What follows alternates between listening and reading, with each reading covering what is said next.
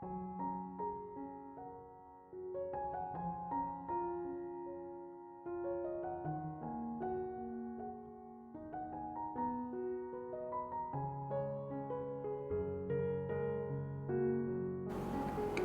Ibu, saudara-saudari, adik-adik kaum muda yang terkasih, Shalom, berkah dalam.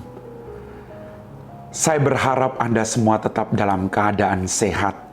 Saya juga berterima kasih untuk kalian semua yang mendoakan saya di hari ulang tahun saya. Semoga Anda juga tetap diberikan rahmat, kesehatan, umur panjang, dan kebahagiaan. Hari ini saya mengajak Anda semua untuk kembali mendengarkan dan merenungkan firman Tuhan. Mari kita siapkan hati kita. Tuhan sertamu dan sertamu juga. Inilah Injil Yesus Kristus menurut Santo Matius. Dimuliakanlah Tuhan.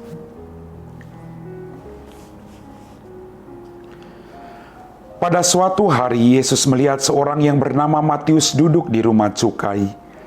Yesus berkata kepadanya, "Ikutilah aku." Maka berdirilah Matius lalu mengikuti dia. Kemudian ketika Yesus makan di rumah Matius, datanglah banyak pemungut cukai dan orang berdosa, makan bersama-sama dengan dia dan murid-muridnya. Melihat itu berkatalah orang-orang Farisi kepada murid-murid Yesus, "Mengapa gurumu makan bersama dengan pemungut cukai dan orang berdosa?" Yesus mendengarnya dan berkata, "Bukan orang sehat yang memerlukan tabib, melainkan orang sakit. Maka pergilah dan pelajarilah arti firman ini. Yang kukehendaki ialah belas kasihan dan bukan persembahan. Karena aku datang bukan untuk memanggil orang benar, melainkan orang berdosa." Demikianlah sabda Tuhan. Bapak, Ibu, saudara-saudari, adik-adik kaum muda yang terkasih, selamat merayakan pesta Santo Matius, Rasul dan penulis Injil. Dalam bacaan Injil pada hari ini kita mendengar, Yesus melihat Matius duduk di rumah cukai, kemudian Yesus berkata kepadanya, "Ikutilah aku." Maka Matius pergi mengikuti Yesus. Yesus datang untuk merangkul semua orang, termasuk orang berdosa. Maka pertanyaan buat kita renungkan, apakah kita melakukan hal yang sama dalam kehidupan kita? Apakah kita mau merangkul semua orang yang saat ini dianggap berdosa, agar mereka kembali ke jalan yang benar dan mau mengikuti Tuhan dengan setia? Matius mengalami sukacita. Dia merasa dia diterima, dia dihargai, dia dipahami, dia diampuni. Maka dia berani mengambil langkah untuk mengikuti Yesus. Kita juga bisa melakukan hal itu. Dengan mengampuni, dengan memahami orang lain, kita dapat membawa mereka dan membenamkan mereka dalam kerahiman Tuhan yang sungguh luar biasa. Bapak, Ibu, saudara-saudariku yang terkasih, belajarlah dari sikap dan kualitas hidup Tuhan Yesus.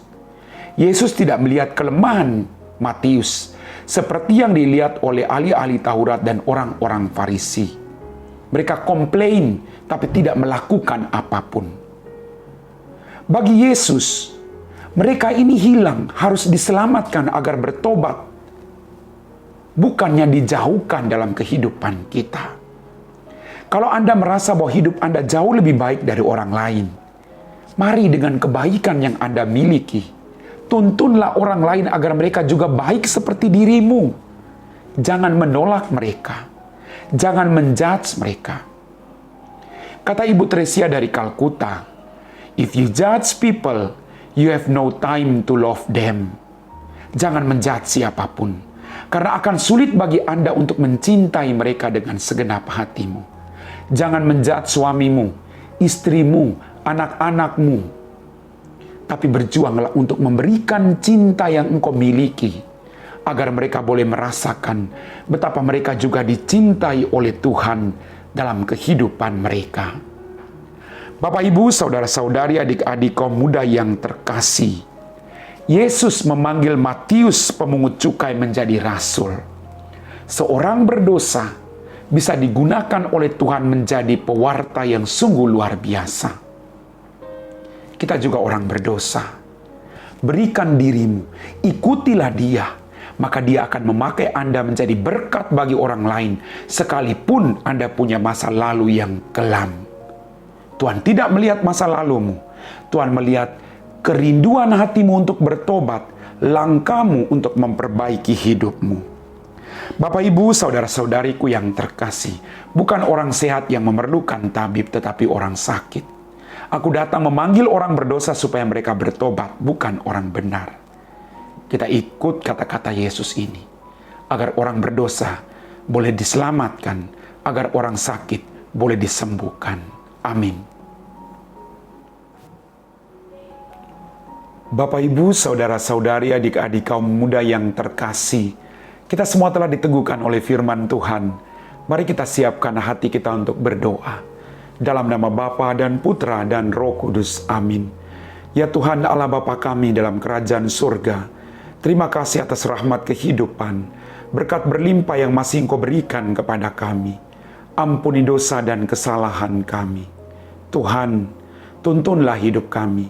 Jadikan hati kami seperti hati-Mu, untuk mencintai orang-orang yang ada di sekitar kami, tanpa menjudge mereka, tanpa melihat kelemahan mereka, tapi berjuang membawa mereka kembali kepadamu.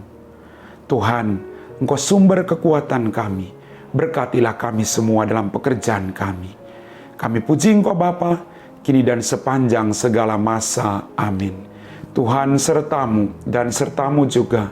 Semoga kita sekalian diberkati oleh Allah yang Maha Kuasa, Bapa dan Putra dan Roh Kudus. Amin.